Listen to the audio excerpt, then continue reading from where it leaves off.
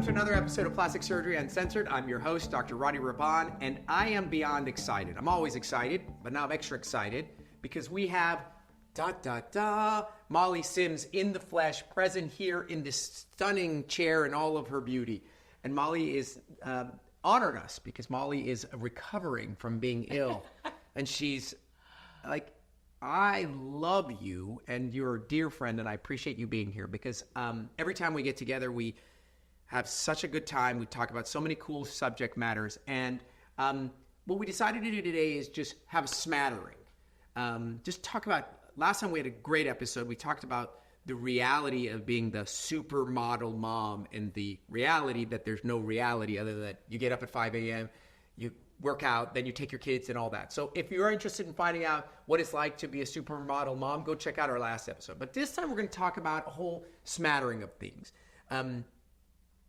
The first thing I wanted to talk to you about is the thing that everybody wants to talk about, which is, oh my God, what a glamorous life you have. Because I'm sitting here and I'm going through my Instagram and I'll see, oh, fuck, she's at another awards. God, I wish I went to an awards. My wife looks at me like, oh, I would get all dolled up. And we think that it's fun.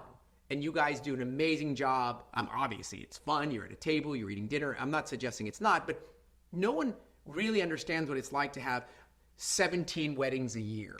I mean, you guys are under a lot of pressure. You can't just roll out of bed and just be there with curlers on. So I want to talk about the reality of all these incredible award shows that you're honored to be at, but really what's in the app, what it takes to be there and put on that show. Because I think people really take it, they don't really understand. They really don't.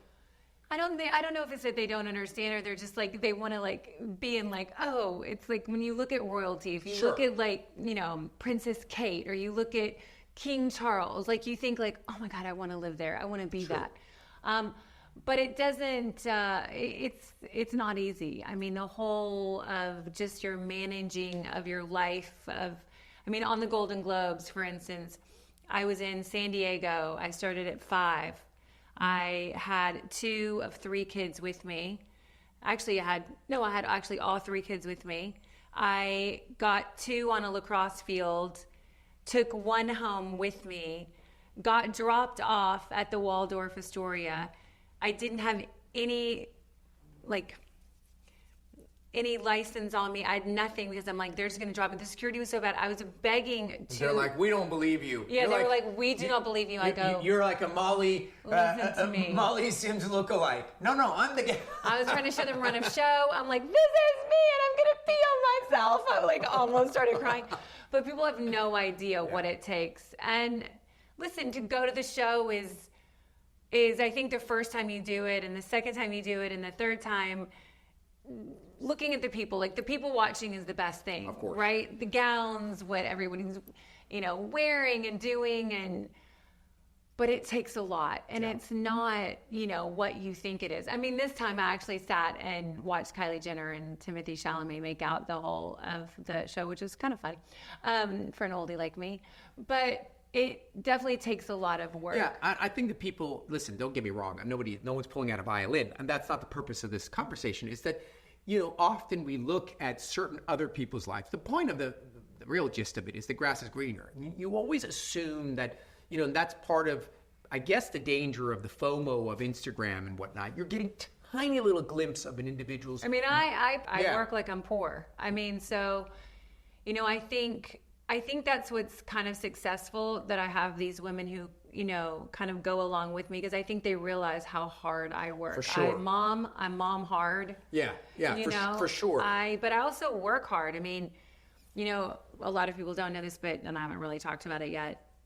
But I had a pretty big back surgery, an L5 S1 disc replacement, and Roddy helped me because they had to basically open some things up and close some things up so I could wear a bathing suit. And I can wear a bikini now because of Dr. Roddy. So I just wanted to say thank you, because it was an incredibly hard surgery that I'd waited a year and a half to do. And listen, you have to prioritize what you want to do, what you want to be. Yeah. I've always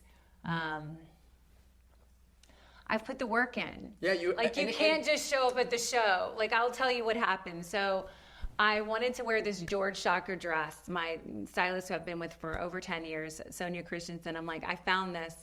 And I'd worn him before. He's a couture designer in Paris. He's incredible.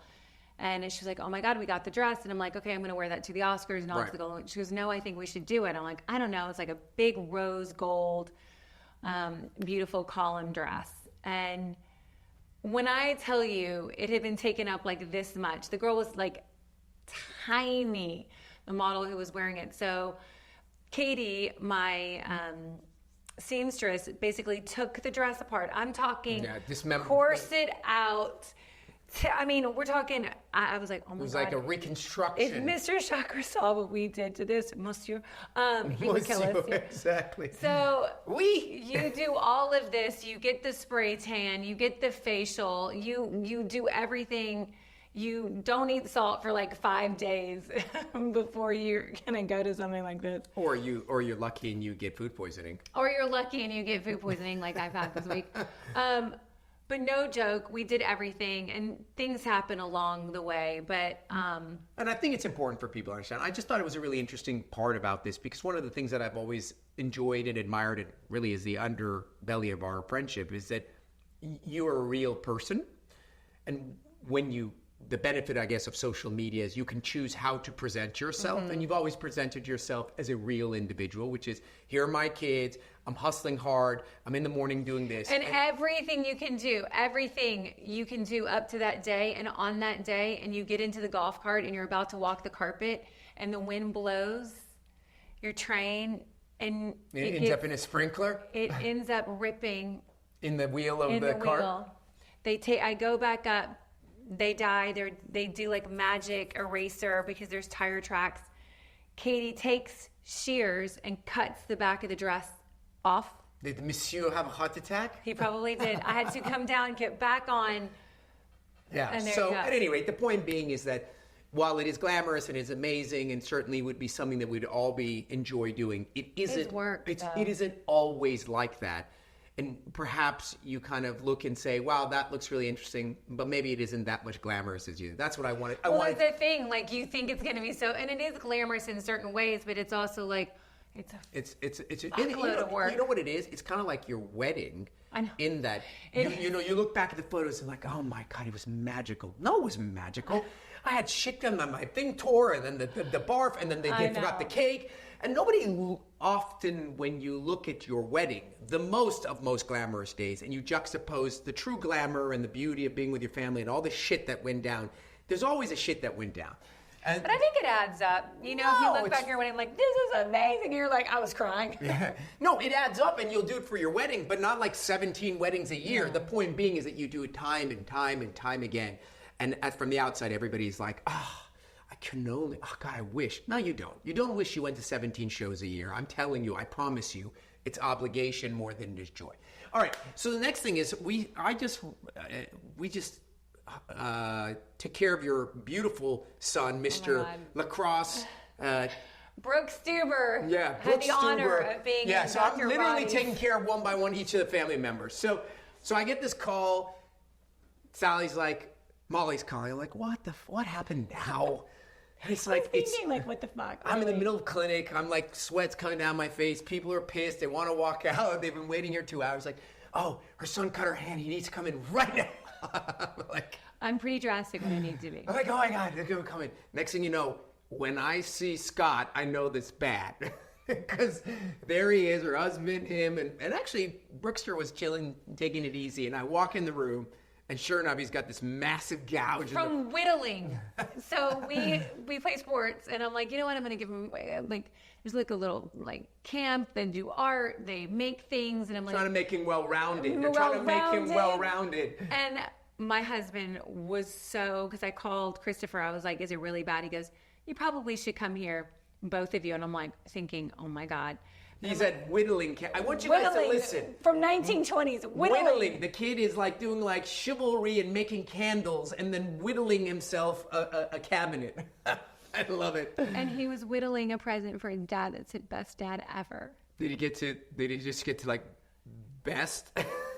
Only got to EMC. Yeah, I love it. But yeah, he had 20 stitches, and it was good. He did a good one. I got to tell you, I was coming in, I was like, oh, this is going to be a nightmare. It's going to be like some fucking like scratch. And I get in there and they open over his palm. I'm like, and hair the tendons. Like, good one. All right. This one was worthy of this disrupting.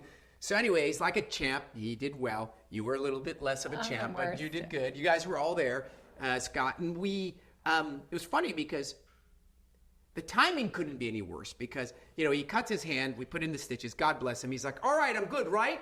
Because I got lacrosse finals. Can I play tomorrow? I'm like, no. You got like a cut right through the palm of your hand, 20 stitches. There is nothing. And he looked at me, you mean but we have the championship coming. We're flying to Orlando. It's like I felt like I was taking care of Michael Jordan, like the 86 Bulls finals. I was like, sorry, brother. And then so we came up with some way to jerry rig his palm.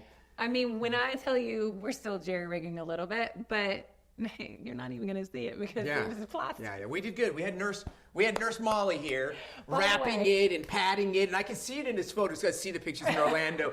Everyone's standing around, and you see him in his little blue palm because he's got this little ace wrap thing with blue. I was just like, that's my girl. Molly's doing her job. I put him like, Sally, Roddy, if you need an extra nurse, I'm available, but I don't do blood. I do great wrapping. So at any rate, my understanding is he's good. He's great. He's back in action. He's back in action. No, listen, the one thing's about, a difference between like a surgeon and a plastic surgeon, when you need it. Like that's what I always say to moms, like, like the chin. I mean, you did the chin on him. Yeah. You've done every body part. Yeah. I think the thing why I bring that up aside from it's a very sweet story is that there's so many moms and dads taking care of their children, and inevitably shit's going to happen. I have a 2-year-old and a 2-month-old, and I'm sure eventually my son, it's just a matter of seconds.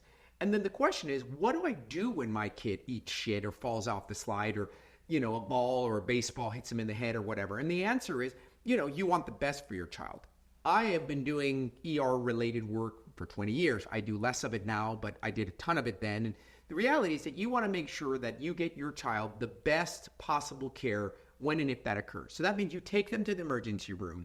And if your gut tells you that the individual who is in the ER, which is, I'm sorry, often, a PA or whatnot, which is fine, and you don't feel comfortable, I'm not saying that they can't do a great job, then you need to tell them, hey, could you call a plastic surgeon or whoever's on call to come on in? That may cost you more because technically the ER can take care of it. But if your gut tells you, because I've had so many patients go, oh my God, I didn't know I could have called a plastic surgeon. I would have paid. I know.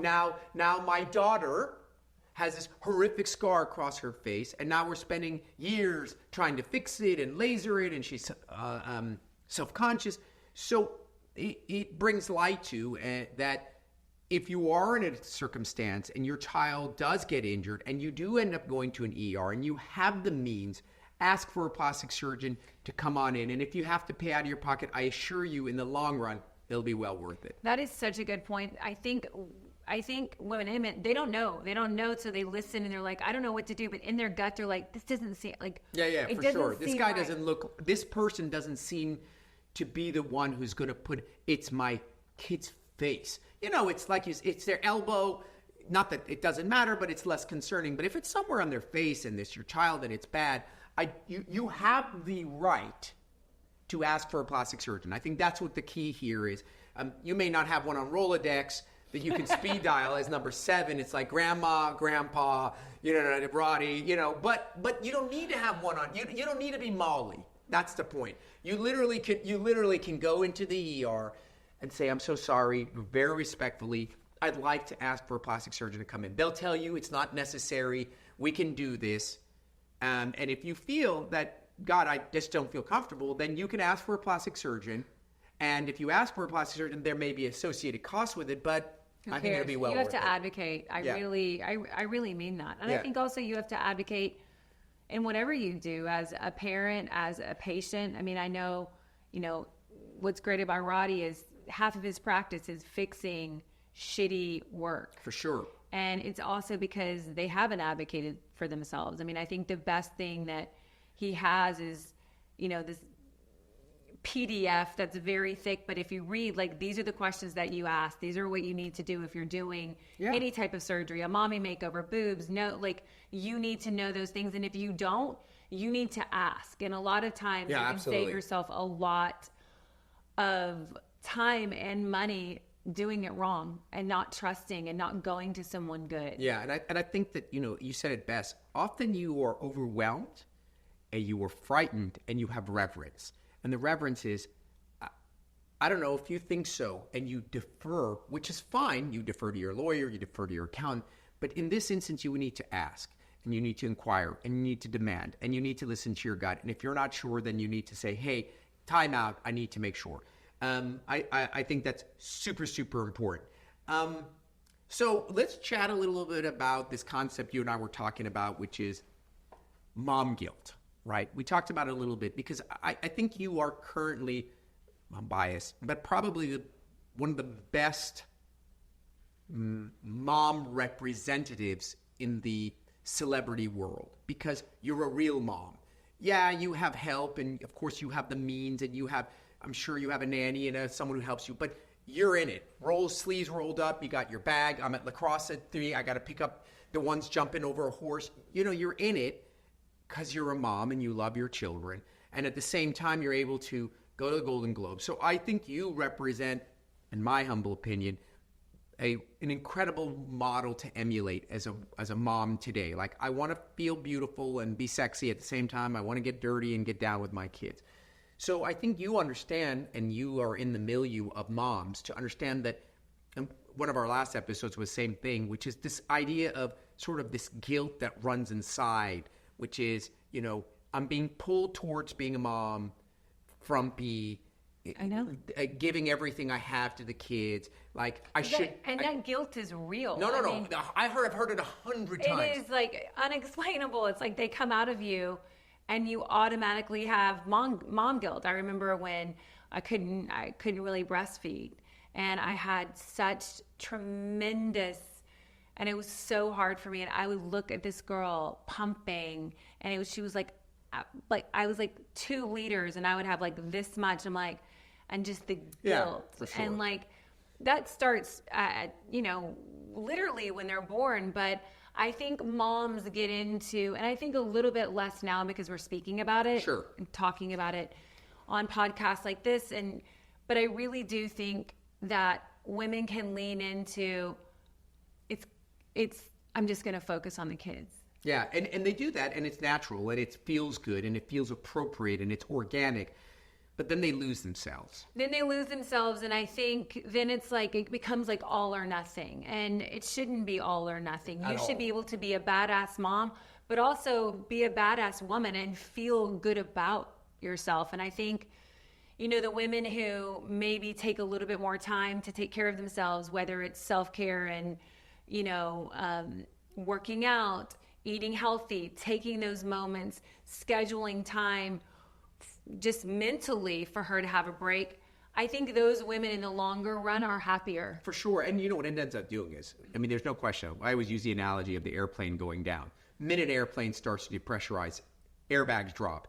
Put the damn mask on yourself first. Why do they tell you that? Why is it like your natural tendency is, okay, here you go, little Johnny. You're putting the mask on Johnny. I'd do anything for my kid. You're useless. Once you're unconscious, you're useless. Your kid is screwed. So you put the mask on yourself first, which is incredibly, it seems so awkward that I'm breathing the oxygen while my kid is not, because if I go down, they're gone. They're gone. So the idea is the same in life. And the truth is that if I start feeling down and depressed, frumpy, not attractive, my children suffer, my husband and I suffer. Hormones and menopause and perimenopause, it is real on the body. So it's, you got things working against you. Yeah, it just, not to mention the pregnancy. Not to mention the pregnancy. One of our girlfriends, had some great talks with Roddy just about like, okay, you've breastfed 3 kids, you've got diastasis. This isn't going away at all. It's not, and it's only going to get worse. And every single time I would go shopping with my favorite girl, her stomach would be so protruding from the diastasis that I'm like, you can't wear this. Yeah, exactly. You can't. I'm like, you have to go like a size bigger. but then it would make her look bigger because she was going a size bigger. So she finally ended up doing a couple things, and I am telling you, it changed her life, changed her mental, like, just everything about how she felt about herself. Which is almost like, yeah, no duh. Like, you now look the way you want to look. Now, let's back up here. Not everybody has the means to do such things. No problem, understandable. No, I can't fly in a private airplane. Like, everyone has the reality of their means. But beautiful thing about today is that it's become much more attainable. Totally. You don't have to go to the Mecca. You can literally be in Idaho, and you know what? I don't like this pooch, or my breasts have started to sag, or whatever it is, and you can fix it. You don't need to have oodles of money. No. You can't be poor, but you don't need to be uber rich. So that is a big bonus. I think the access alone of information, like even hearing Roddy on this podcast and having that knowledge, I mean, you could have never done that 10 years ago. 100%. You'd had to go to New York or California, and I mean, people flying from all over the world to see you and work with you as a surgeon. But I do think the overwhelmingness of, oh my God, I've got to have a million. That's just not true anymore. Not at all. And you have, and the purpose of this, and the core concept is, moms more than any other subgroup, young adults, teens, older gentlemen, like there are these subgroups. I take care of 23-year-old guys that are have their own issues. I take care of 15-year-old girls. I take care of 70-year-old women. But moms are their own category, and guilt is a component that isn't present in any other category. It doesn't occur. The 68-year-old woman isn't guilty about getting a facelift. The 17-year-old girl is not guilty about getting a nose job. Guilt is specific to moms, and it's a very important thing that we unroof. And wherever you live and whatever amount of money you have, when you look at yourself the same way a 16-year-old does and a 7-year-old, and you're like, I don't like that, and you want to go fix it, you have an impediment, a barrier that they don't, which is, oh God, I'm a bad mom. I can't believe I'm putting vanity in front of my kids. I can't believe the recovery is going to cause me to not be able to pick up my kids for 2 weeks or whatever the hell it is. I can't believe I'm going to steal money out of my son's college account to fix my breath. That's all nonsense. That's self-driven, and that you should consider and be aware of, because I've had many women come on this podcast who are moms, and then they're like, God, I was feeling so guilty. And then they do the surgery, and like the oxygen mask, when they get a sudden shot of oxygen, wow, I'm a better mom. God damn it, I'm a better wife. Holy shit, I'm kicking ass at work. Because nobody wants to not like the way they look. And feel good about it. Yeah, 100%. That goes to the whole thing about waiting, right? So, again, it depends on your timeline, but now I'm seeing more and more really good work that are it's very small. Subtle, yeah. It's earlier, Subtle but it's and early. small. Yeah. And it's not your full-blown, facelift where it's everything and you're like, oh, it's going to have to settle for a couple of years. Like, it's nice to see that we're getting more of the micro lifts, or we're getting more of the little things. It's like what Botox has done. Yeah, we've definitely, as an industry, we've made progress like any other industry. And I like the fact that the dialogue is open. We'll get into it in the second half of the show about the double-edged sword of anything you demystify is great and dangerous simultaneously. And so the positive aspect of all the dialogue, all the Instagram, all these new doctors that are pushing their information out is that, oh my God, I can just take a little skin over my eyelid and it looks fresh and I don't have to look like my great-grandmother. Yes, that's great. That's available to you. We'll talk about at the break the flip side of that, because as you know, I'm the half-empty, not the pessimist, but the true realist, and I'm here to guard you from the run and go out and get things done perspective. But I definitely think on the plus side, there's a shit ton you can do in small aliquots that just keep you looking good along the way, and you definitely don't need to do all or none. And you feel good about yourself. Like, again, it's mental illness. It's feeling good about yourself 100%. When you take care of yourself. Absolutely. All right, so let's take a quick break. We're going to come back in the second half. I want to talk about your skin care. We're going to drop that at the end so we can expand as much as you like. 2, I want to talk about the flip side of this, the regenerative medicine, all this stuff that is sort of along the fringe, the benefits and the downsides. And then in that will be the idea of just be careful because, as I mentioned, it's a double-edged sword. Let's take a quick break. We're going to come back with the second half of Plastic Surgery Uncensored with Molly.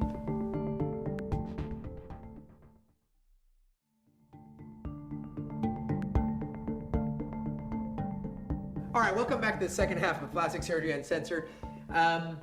Let's dive. Okay, so I think as I said to you, I'm gonna leave the skincare for last because I want to plug you. But I now want to talk about the new horizon, the new frontier. The new frontier is peptides and regenerative medicine. And I hate the term regenerative medicine. Why do I hate the term? Why do you hate it? Because it's an all-encompassing umbrella that while it is absolutely appropriate and new and fresh and exciting, we live in a treacherous world where people take advantage of other people. So let me preface that and tell you what I mean.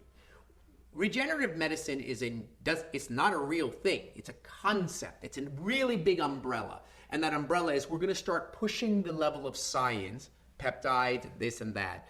And with that, we're going to start creating new advances that we never had before. Love it. Sign me up. That was like what we used to do with collagen. No one ever had injected collagen before, and then they're injecting collagen from a horse, and they're like, oh my God. And that's progress. Progress is by starting trial and error. And when you do something, Botox now is bulletproof. But when we started it, we dropped a shit ton of eyelids. We probably killed a few people, and that's just the way that it is. I didn't kill anybody, but you can't just go from new concept perfected. So I'm okay with that.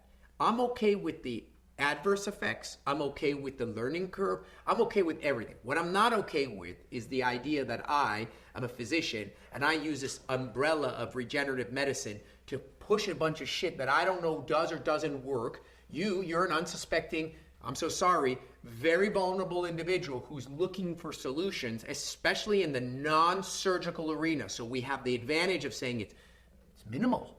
It's not surgical. It's got little downtime. What's the worst can go wrong? And then we have people stealing money, like taking candy from a child. And that's the reason I'm unhappy about it. There is no qualifications. There are OBGYNs, internists, interventional radiologists, ER doctors, all of them doing regenerative medicine, shoving peptides and taking fat and stem cells. And I mean, the concept of stem cells is so broad, and it's just, I just don't, listen, I'm Geraldo David Horowitz. I tried stem cells on my back. I spent, I think, $48,000. Crazy. I still had back surgery. And I'm not saying that it doesn't work. Me neither. It didn't work. I'm not saying that it shouldn't be progressed. I'm not saying that one day we'll look back in 20 years and be like, well, shit, they got it down with science. I'm saying that unlike me, who is incredibly transparent, you come in my office, you're like, hey, I want to get cool sculpting. I'm like, 50-50. What do you mean 50? What does that mean? I said, it may work, but it may not. If this money is really important to you, then don't waste it. If you got money to burn and you're like, I'd like to try because I don't want to do X, Y, and Z, let's give it a shot. That's how I present it. I present it as it is. Then you are informed and you're like, all right, I'll give it a shot. You come to me, you want to do stem cells. Hey, Malls, it may work. Let's be honest, it's probably not going to work. But if there's a 12 or 15... Is this like the PRP everyone's doing? Yes. If there's a chance that it does work and it prevents you from having surgery or delays it, it might be worth it. I tried it. You're lucky, you got a lot of money. Let's try it. If it's presented that way, I'm cool. Well, I really wanted it to work. So Right. But everyone who's in this category, that's why it's taking candy from a child. I know. Because these people are, desperate. Well, I'm desperate. Right. I didn't want to have back surgery. So why I'm telling you, I'm in general cautionary about the new frontier is not that it shouldn't be done. I'm just saying be very careful that I'll give you a perfect example. My wife has had 6 spine surgeries. She is miserable. And she spends 95% of her personal time when she's not taking care of our children trying to find a solution. That means she's now in Zebraland. Zebraland means I'll try anything. And when you get into Zebraland, under the regenerative conceptualization... And it's a real Zebraland. You're vulnerable to trying things that are very expensive. Now, luckily, my wife goes in going, it's probably not going to work, but I'll try it. And we're okay with that. but it's not always being presented that way. And that is my only cautionary tale. Otherwise, go ahead, try it. Vampire facelift, stick PRP in your under your eye. I don't give a shit. Do whatever you want. Just make sure that it's presented to you as it actually is. The knowledge is today. I know, it scares me too. Right? So that's all I'm saying. I'm not even so worried about the complications because I think most of them either do nothing or help a little bit. My biggest problem is that it's so easy to take people's money without having to produce anything for them. And I think the whole world, this whole area, and I don't know what you want to call it. I call it regenerative medicine or what is, here, better yet, let me ask you, because you're on the other side. You're on the receiving end. You're the one who's being solicited and you see, what are the things that people are doing that are non-surgical, that are in the regenerative things? So tell me what they are.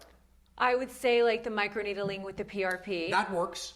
I would say, I haven't done this, but a different version of Botox more on the peptide side. Okay, but what does that mean?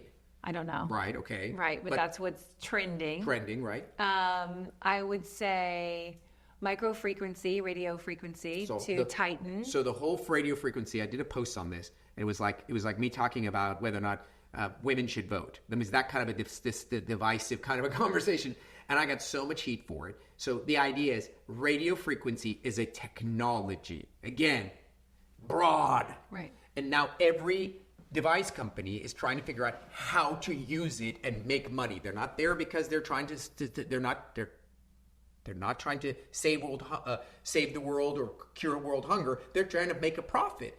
And what happens is the people using the device are trying to make a profit. Well, I will say, like, there was this whole thing like 2 years ago about threads. You've got to do threads. You've got to do threads. Yeah. Well, where it? Oh, and then that's probably one of the biggest mistakes you could ever do. Ever. I did a post on that. I didn't do it. I did a post on threads. I got a lot of flack from, who gave me flack? The people who do the threads. Oh, this is irresponsible of you. I had people writing, like doctors writing.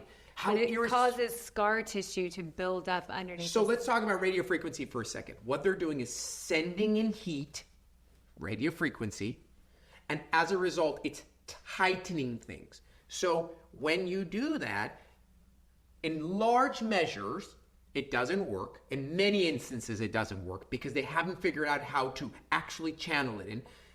Secondly, as you generate heat and go through, you're going through skin, fat, muscle, whatever, you get a lot of atrophy. You get hollowing in many people. They lose their facial fat, and that's been well documented by people when they were doing all therapy, right? All therapy, we have the goddamn device. It's sitting there collecting dust because as we use the technology, we realize, it's not doing what it's supposed to do. That's the only technology I ever bought. And it's the only technology I wish I regretted I ever bought it. If anybody wants one, it's for sale. So maybe that wasn't the best plug for it, but nonetheless.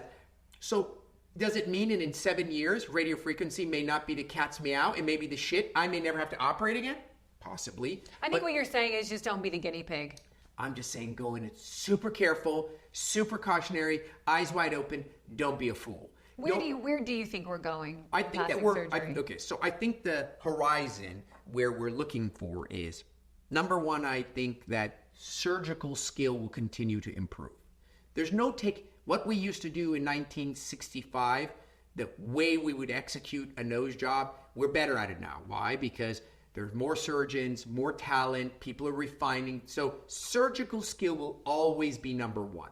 You'll never circumvent me putting you to sleep and fixing with my hands and suture something that's been wrong, damaged, or aged. So we will get better. And you look online and you're like, wow, that's a pretty good result. Holy shit, that looks I was good. Looking at my scar this morning in the shower and I'm like, it's unbelievable how good it looks. So that's number one. I think that's the key. Keep pushing surgical skill. Number two will be technology. Technology will constantly advance. I mean, shit, we have AI, you can see someone's license plate from outer space. So we have technology, and it will get better, and it will become more refined, and people will be guinea pigs as they learn. I just don't think the people listening to me should be the guinea pigs. I think we will get better in technology. I think the key to technology is when we find, and I do not think we're there, when we find a non-surgical way to tighten things, we are not there, then we will have really made some serious progress. Because what it'll take mild sagging The mild sagging that I have under my neck that I didn't have. The mild sagging that I have in my mid-face that I didn't have. The mild sagging that I have in my arms. Not the major bat wings, not the major I'm turkey. always getting I'm like, please do my arms. And not the big turkey neck, not that kind of crap, but that early mid-40s starting to kind of loosen. I was kick-ass in 30s and something's fucking happening here in 40. That I think will be an amazing turn of events. And I think that they'll continue to push science when it comes to new materials, right? Botox was a game changer. Botox is there with Propecia and Prozac and Cialis. What was the other Viagra. one? Viagra. Those are like game changers. Right. Like, what do you Even mean? Ozempic for that matter. And now Ozempic. Yeah. That's those four, if you think Botox, the semaglutide, the God, my brain's scattered. Those four literally changed the face of the planet. Billions of people. There will continue to be those advances. And I think this whole world of social media is to be determined. On the one end, it is amazing because here I am, you and me sitting, we're talking, having a dialogue. Oh my God, I'm sitting at home. Every patient I see now is like, I've listened to your podcast. So my patient population is highly educated, super well read. But at the same time, other practices are milking it. They put some before and afters. They get a couple of celebrity influencers. They give them some free shit. They come, they post. Their 3 million followers come show up, and they just churn and burn. So that's the double-edged sword of the social media knowledge front. Like, ooh, look at all the results I can see. Oh, I'm 22. I want to get a lip lift. What? You want to look like you had a cleft lip? Why do you want to sew your lip to your nose? Why would you want to do that permanently? Because I saw it on social media. So that is where I see plastic surgery going. It will always get better. The net of it will be better because we make progress. Right. And some people will be in the wake of it. That's just the way that it is. Is there anything like boobs, nose that you feel like you've changed how you do it? Every single surgery I do, every surgery, my tummy tuck, my rhinoplasty, my facelift, my eyelid, my chin-og, every surgery that I do, because of the way that I am, I've altered. So what happens, I'll give you a perfect example. Let's just take nose evolution, which is probably, of all the things that I do, the most difficult one. I started out 20 years ago, and I knew what I was told. So I started doing what I was told. And because I am me, and I'm a very particular person, I follow you. You come back, you see me in my office. And there's two things going on when I see patients. There's their journey and there's my journey. Their journey is, I'm happy, Dr. Rahban. I'm unhappy, Dr. Rahban. That's their journey. And thank God, otherwise I wouldn't be here. Most of it is, I'm happy. Then there's the alternative journey, which is me looking at it and going, I'm happy, I'm not happy. Well, my journey is 9 out of 10 times unhappy. I'm that guy. They're like, oh my God, Dr. Bond, you're the best. I love you. And I'm like, thank you so They leave. God, that's shitty. That doesn't look right. Why does she have that thing on the corner of her nose? Why is that turning to the right? Then I pull out their chart and I look, what did I do? Oh, I put this, that, the other there. And I've seen 4 of those in the last 3 years where I did that. Now I need to stop doing that. How about if I do that? Well, then I go in a book. And so I tweak it according to my personal journey. What you want from your surgeon, your lawyer, your anyone who's a professional, I'm not talking... To keep learning. Is to just keep being critical of themselves. And when you're critical and you don't look at yourself and pat yourself on the back and go, great job, Rod, you knocked another one out. Attaboy. Instead you go and go, oh, that's shitty. Despite the fact that you're being told that it's a good result, you will inevitably become better. So personally, and for me, everyone's like, why don't you just, what are you good at? Like every time I hear that, it causes me like this nausea. He does get that question all the time. I get so irritated because what are you fucking talking about? I went to school for 80 years. I'm good at everything I do, or I won't do it because I wouldn't exist. You don't say you're good at something and then fabricate fake patients. Patients come to you because you're good at it. Otherwise, they wouldn't come to you, even if your mom and you are standing outside saying, I'm really good at nose jobs. And then you're like, no, you're not, buddy. That's why there's no one coming to you. I like the diversity of it. I asked him that the last time I was here. I was like, why? Because some people specialize. You're They the do. face guy, you're the boob guy, you're the nose guy, you're the mommy makeover guy, whatever. And you said a really interesting, simple thing. That would be boring. It would be. And the truth is, if if you can't get great at something, then you shouldn't do it. And by me doing 25 surgeries instead of 7 surgeries, it doesn't make it so that I can't be great at the other, 16 things. It doesn't change my ability to be great. The only things I don't do are the things I don't like. Well, what I love about you, and when people do come, to work with you and be your patient, I had back surgery, a major back surgery, and I love my surgeon, but they never followed up with me. Ever. They called me once. I came in here 17 times. For sure. That's just the way it is. And I do think that is what you need to find in a doctor. Whatever you do is not in just the beginning, but what is the follow-up?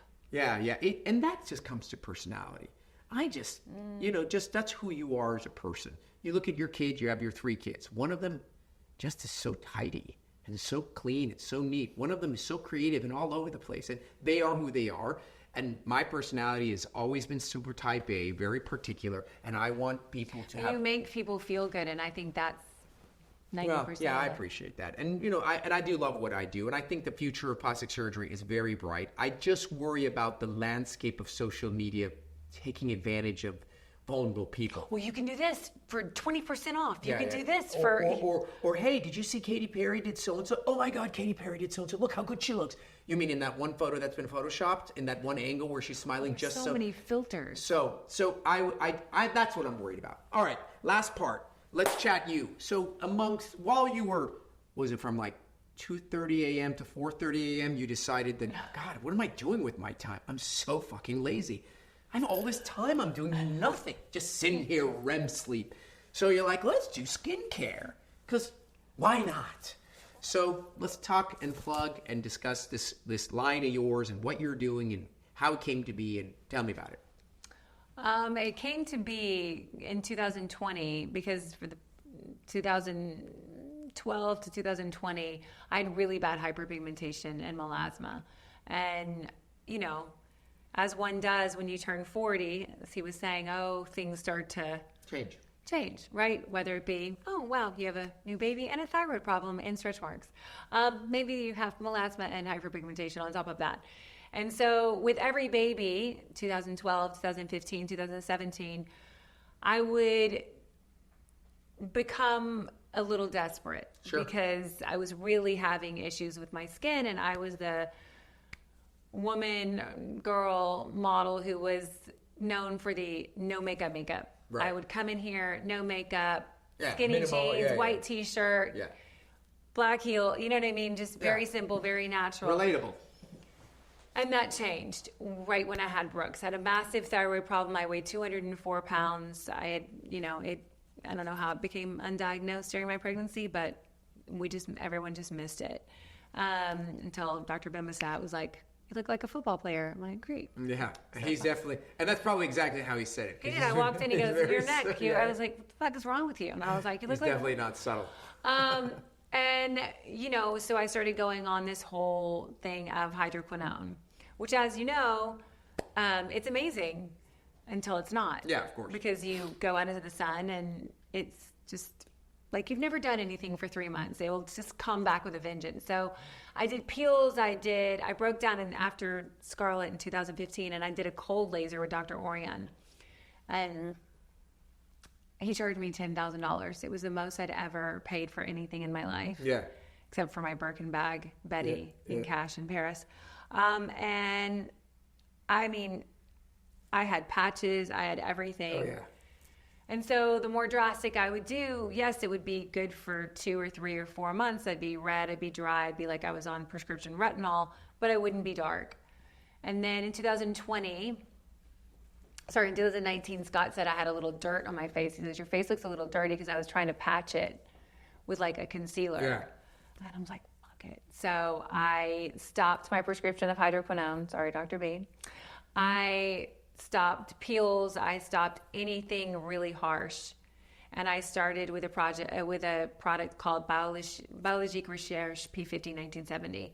It's a very strong, can't use it when you're pregnant, toner essence that was a very active exfoliant. And then I took another product, and then I took another product, Glytone, IS Clinical. I've took like 15 And I actually made my own cocktail that I would do every week. Were you doing it such that you put a little this, a little that, or did you pour them into did you empty it No, out? every day I would do something different, and then I would do 1 week, and then I would try to figure out what's working for your face.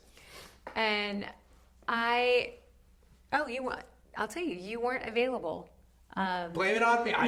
I called you. You weren't there, so I got a facelift. No, I had to go. I live down the street from another great surgeon named Dr. Karmanoukian, and Gray had fallen and split his lip. Okay.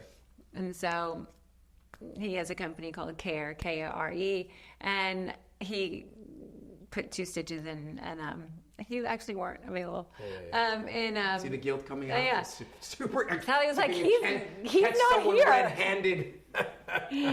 And anyway, like you, I can't really watch blood. And I don't know, Dr. Karmanoukian was like, Annie said you're doing her skincare, my neighbor. And I was like, yeah, I put together a kit, because we're in COVID, whatever, of all the things I'm doing. And I made her own routine. And he's like, well, what are you doing? And I was like, well, I just kind of like do a little bit of this and a little bit of that. And he was like, well, just tell me. I'm like, no, I'm not going to tell you.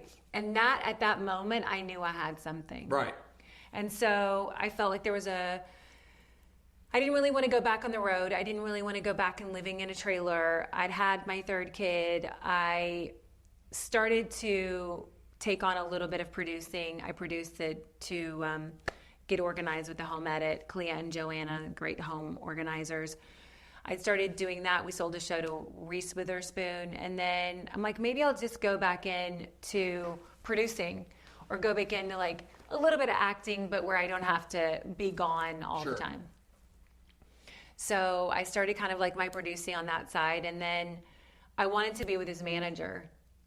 And I felt like I wanted to grow in terms of like doing something brand wise. And I'd never really done anything. And I met with her, and she's amazing, and she's like a really good friend of mine, and I thought it was going to go great, and she was like, it's great, like come back to me in a few months and tell me what your 5-year plan is. I was like, what?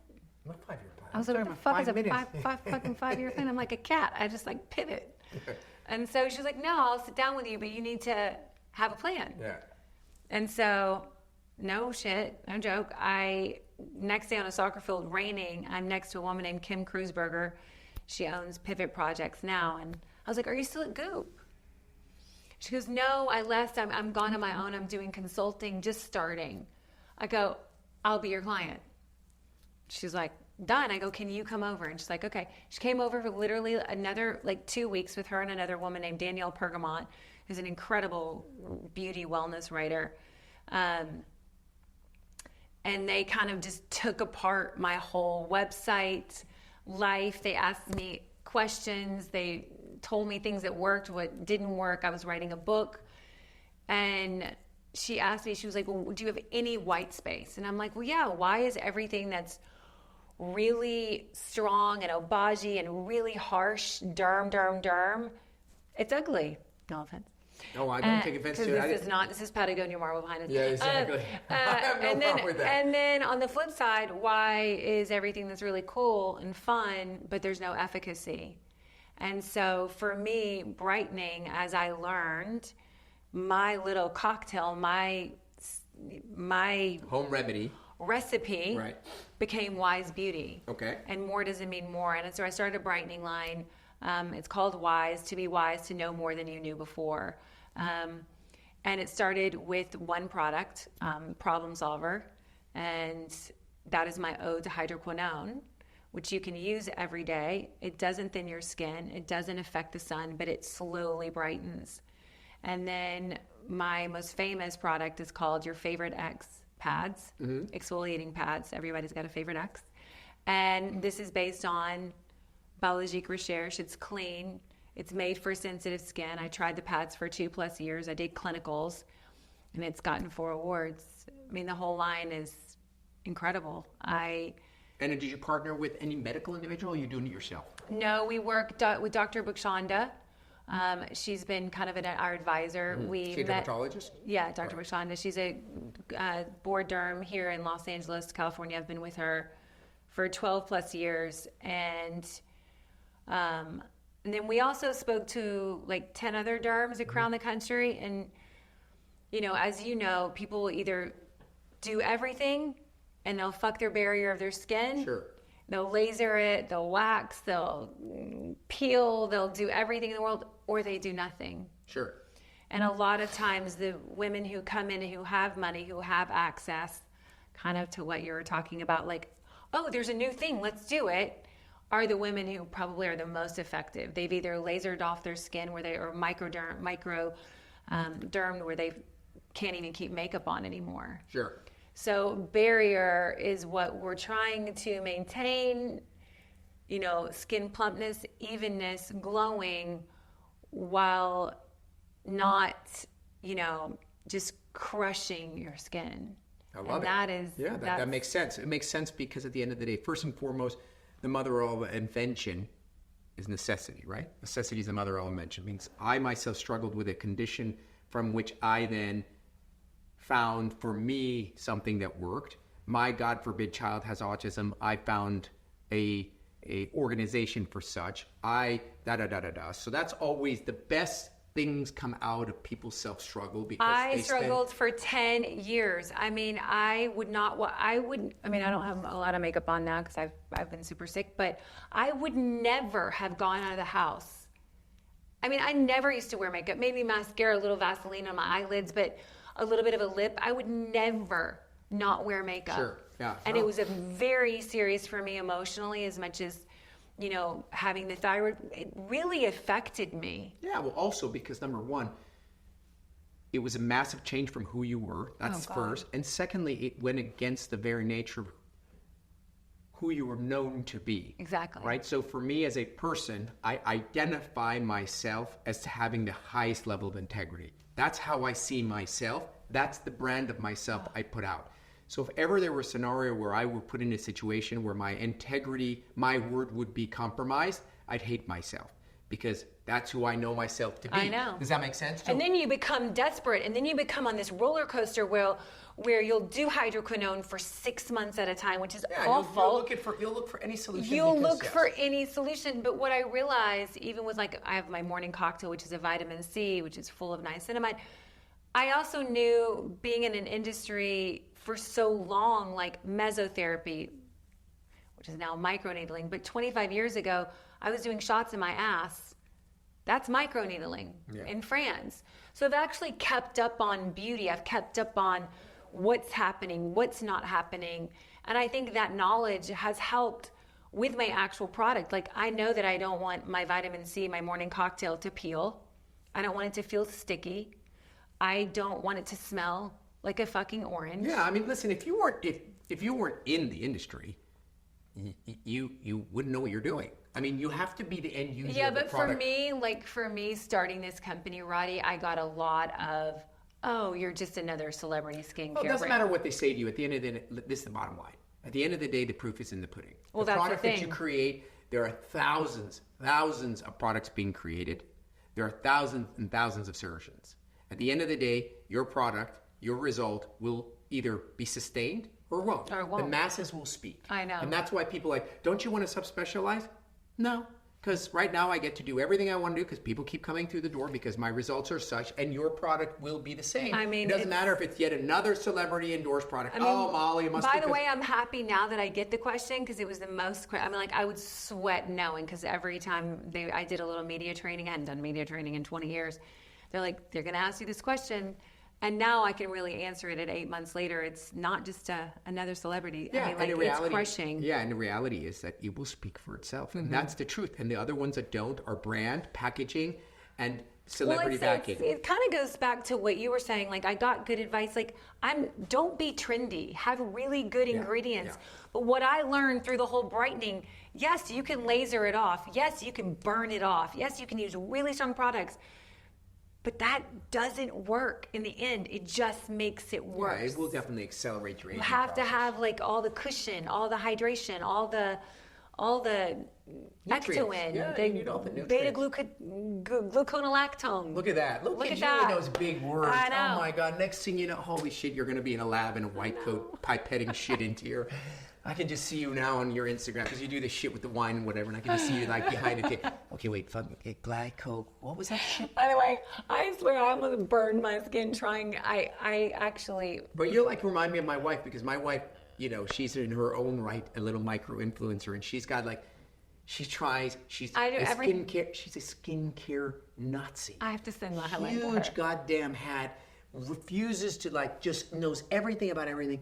And the truth is that, you know, she tries shit at home. I look at her, she comes out, I'm like, oh my gosh, like, don't talk to me. I have this stuff on my face. Don't ask any questions. So, yeah. You know. I called Holly the other day and I'm like, I think I'm giving myself perioral dermatitis. She goes, why? And I go, I've been trying like 7 things for my new.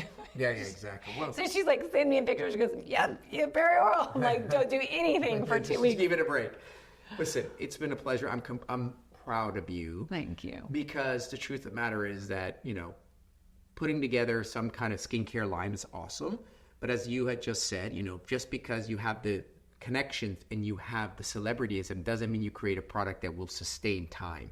And so for you to go into an industry that's inundated with products and to come out with something that you believe is unique and different and knowledge driven. Well, at the end of the day, efficacy is the most important thing. I want something, you know, I'm not the girl who will open up her cabinet underneath her bathroom and those are the real products that I use.